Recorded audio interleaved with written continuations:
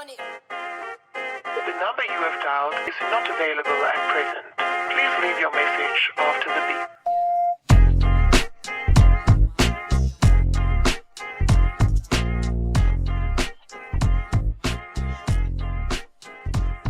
Hello and welcome to Working Title Audio. My name is Lucas. Today we are talking about something very special.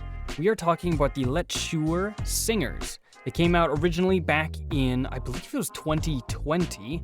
They kind of went under the radar of IEMs that were kind of up for people to review. For whatever reason, I have not seen a single review of them. The only one that I could be considered a review is someone talking on Reddit, doing a little bit of a breakdown on them. Other than that Reddit post, I have not seen a single thing about these IEMs. When I picked up this $39 pair of IEMs, I'm just going to round it up to $40 to make things easy, I was thinking it was going to be a one-off pair that I was going to be like, oh, I'll try them in, see if they're good for sleeping. Since I do sleep with IEMs in, it helps keep the noise levels down. But I really didn't think much of them when I purchased them. This, of course, they surprised me quite a lot, and we'll be breaking those down as we go forward. But before we do, feel free to like and subscribe, as we will be doing more of this content. If you are interested, I'd love to have you in the community.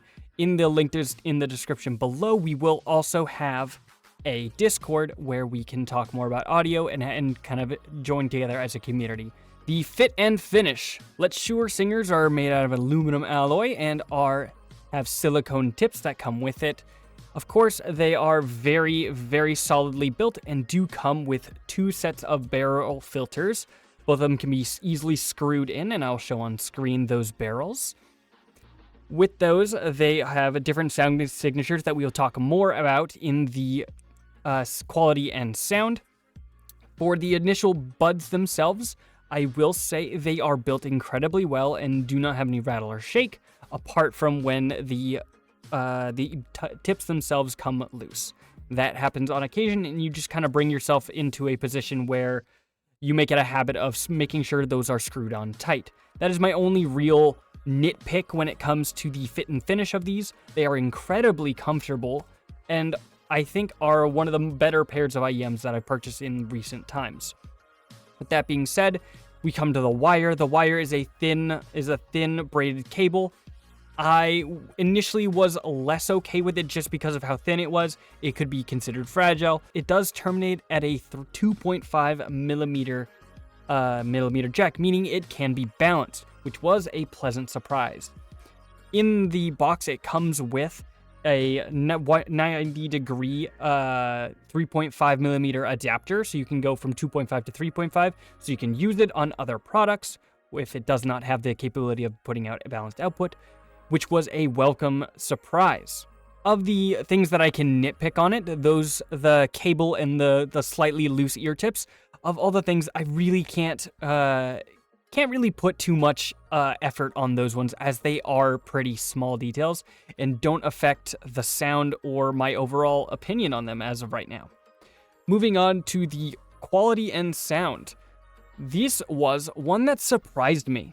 The Singers have a quite big bass boost. They are quite heavy in the bass. For those that are big into bass heads, bass lovers, whatever you call yourselves at these times, they have an incredible amount of bass, stuff that is very, very punchy. With that punchiness, it doesn't become muddy, and it is still a very clear IEM. With that being said, the mids and highs have a little bit to be desired, as they are a little bit, I'll say, thin or veiled. They don't have they have the clarity, they just don't have, I think they aren't as pronounced as the bass is with its sound signature, which will be shown on screen. The way I described this pair of IEMs to my friends was is like a mini LetShuoer S12 Pros, which I have been sharing and using for the past 2 years. I think they are incredible. With the testing that I've done over the last few weeks with the Singers, I will say they did grow on me quite heavily, and the sound and signature became very, very comfortable to wear and listen to. Moving on to my final thoughts on these pair of IEMs, and I'll talk a little bit more about them. I think they are a very fair price. They originally came out in 2020 at the $120 price range, which at the time I would think would be a little high for this quality. But now that it has been bumped down to the $20 to $40 price range, I think it works incredibly well. As with their detail and their quality and their build quality and what features it comes with, I think it is hard to beat and should be considered one of the IEMs that goes into people's collections when they need something specific. I think it's very comfortable to wear for long periods of time. I easily wear them for 16 hours a day, oftentimes sleeping all night with them on with not a single bit of fatigue at all. I think they definitely succeed in what their goal was, which were to be petite, easy to listen to, easy to wear, and very, very just consumer friendly.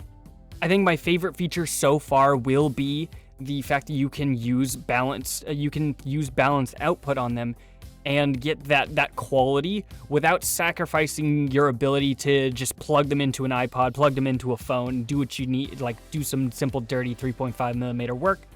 I think that is a good thing to see in a IEM, both at the $120 price range as well as that $40 price range. So I will have to say I recommend these quite heavily, as you can clearly see me kind of gassing these up. I will have a link in the description on where I purchased them and where you can get them for that really affordable price. That will also be in the description below. With that, I will catch you next time here on Working Title Audio. It's been such a blast talking about IEMs, and I hope to talk more about them as I get more and more earbuds, IEMs, audio equipment tested. You all have a wonderful day, and thank you again for watching.